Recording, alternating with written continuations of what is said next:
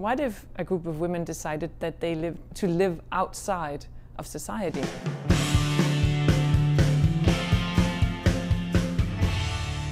Hi, I'm Nick Gillespie with Reason TV, and today we're talking with Anne Fortier. She's the New York Times bestselling author of Juliet, a novel, and she's got a new book out called The Lost Sisterhood, which is about ancient Amazons and contemporary academics. Anne, thanks for joining us. Thank you so much for having me.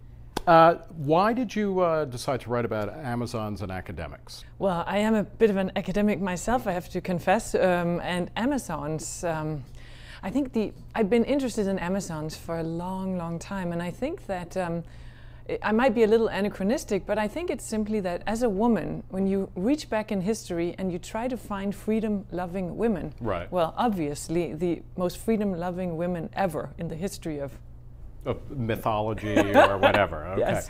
So is this a good time to be an Amazon, or do modern women need Amazons? Because there seems to have been, a kind of, at least on a general level, there's equality of opportunity, equality of outcome, certainly at the higher level of kind of business and politics. You're Danish, of Danish descent. There's a Prime Minister of Denmark is a woman.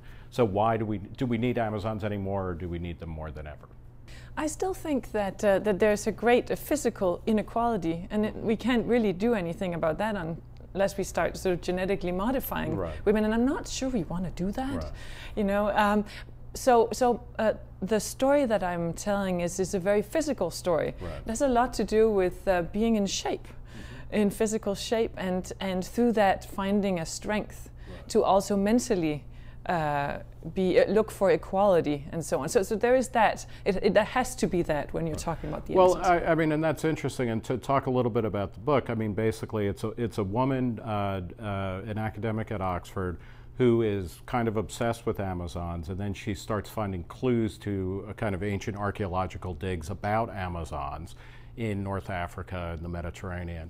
And it goes back and forth between the story of Amazons in the past as well as the contemporary academic. And one of the things that's fascinating about the book, and I'm thinking since something like Umberto Eco's The Name of the Rose, which came out in 1980, and through things like the Da Vinci Code by Dan Brown, Philippa Gregory's, massively popular historical fictions.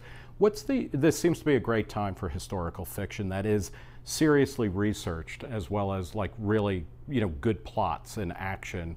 Why do you think we're so interested in delving back, not just into the past, but into a really richly detailed, researched past?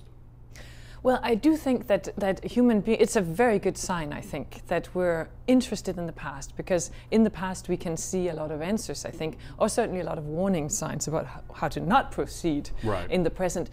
I do also think that in this day and age, anybody in our society has the money to buy a book. It's about priorities. You might choose not to spend your money on a book, but anybody may do so. Time is another matter. So for someone to actually pick up a book, and you know that yourself, and I know that, and anybody who sees this, is it worth it? Right.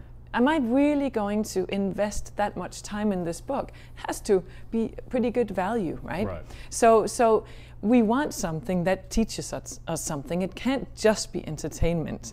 It has to have some solid historical, weight behind it. So, I mean, part of historical fiction, I mean, and the creation of a world that we can really inhabit, at least imaginatively, is part of the value proposition of contemporary literature. I think so. Yeah. And even though we have all sorts of 3D things in film now, and all these electronic ways of recreating the past and even imagined worlds, I still do think that you don't quite make people walk in the ancient world unless they do it through a narrative where they can identify with the characters. And I think that a book, more so than images, will actually allow people, individually to enter that ancient world. So you're not, a lot of authors, complain and bitch and moan all the time about, and not without reason, about how, nobody reads anymore, et cetera. I mean, you found obviously Juliet was a best-selling book, so that did well. But you're not worried about the future of print because you think it provides something unique for contemporary readers. Well, and this is why we should applaud people like Dan Brown. You know, I met so many people on airplanes, you know, men in particular, who said, "I haven't touched a novel in 20 years. I'm reading again." And they have rediscovered the joy of reading and the riches you can find, even in fiction. Well, I know or especially in fiction, right? We should say. I went to grad school because I was reading novels all the time, and then when I got to grad school, I was like, I don't have time to read. So I understand the time pressure. Talk about your next book, not to get ahead of the Lost Sisterhood, but you will be moving to a different time, a historical time. Just briefly sketch that for us. Exactly.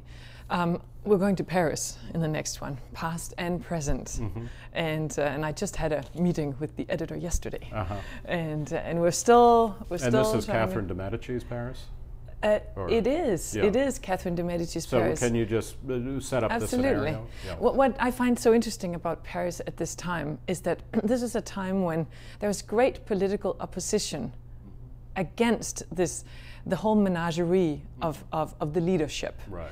It was later, even at the time, dismissed as a religious skirmish between Catholics and Protestants, but really it was a political disagreement and a furious resistance, and it culminates in the St. Bartholomew's Night massacre, which I would argue is more of a political thing than a religious thing. And this, of course, is one of the most famous slaughters of Protestants by Catholic forces. Exactly. Yeah. And so what I look so much forward to doing with this book is to show it is not so much driven by the church. It's not the church that's the great villain of the Inquisition. It's his political leaders who see this as a convenient tool to stir up resentment, to seize people's property, because that's what you could do. If someone was, convicted, even before the trial, you could just seize their property, because these kings and queens were desperate for money at the time. It's a classical scenario. So I just can't wait to get started looking at it. And that'll, like the Lost Sisterhood, will go back and forth. Now let's talk a little bit about ideas, because your work combines history, plot, and ideas that are specifically kind of libertarian or classical liberal. I mean, they're about limits on state power, the ways in which certain individual rights get trampled. How did you come to your views about what we at Reason like to call free minds and free markets, and why is fiction a particularly good way to explore them? Well, I was a late bloomer in many ways, and certainly politically, because I grew up in Denmark, and as most of us know, I think Denmark is a vastly socialist society. Right. It is so beautifully socialist that people don't even realize it. It's you grow up in this. If you want to use an example from popular culture, The Matrix is an excellent way of looking at how you grew up as a Dane. So fortunately, someone unplugged me one day. I was flushed out. How did that happen? Was it a book that you read, or something you saw, or? Well, I think I've probably personally felt the instinct for a long time, ever since I was a teenager, toward this independence and the rebellion. But I didn't know. I couldn't put words on it. Right. And when I look back on my university studies and my dissertation, and when I look at a film I produced back then, it was before I really knew what I was. So it was, I encountered, this when I left Denmark for the first time. I met the man who's now my husband, Jonathan Fortier, and who's, a hardcore libertarian. Absolutely. And absolutely. I mean, before you left to write novels full time, you worked at the Institute for Humane Studies, which has been, since the early 60s, have been kind of bringing libertarian ideas to students, college students and graduate students. So you're fully in the mix. But why is fiction? Why do you find fiction, and particularly historical fiction, a good vehicle for kind of discussing ideas? And it's The Lost Sisterhood, which is a great read. It's not didactic in any kind of heavy-handed or clubbing way. But like a lot of novels, there's a lot of ideas running through that. Why does fiction work to convey ideas, as opposed to, why didn't you write a philosophy book? Well, obviously, you know, for me, I write fiction. It's what I do. I couldn't sit down and write. As many teachers over the years have told me, this is not fiction, Anna. You know, so and economists are wonderful at discussing things and presenting things to people who care to read about economics. Yeah. But that is just one segment of the readership, and there is a vast segment of the readership who would not read economics and who go to fiction, and I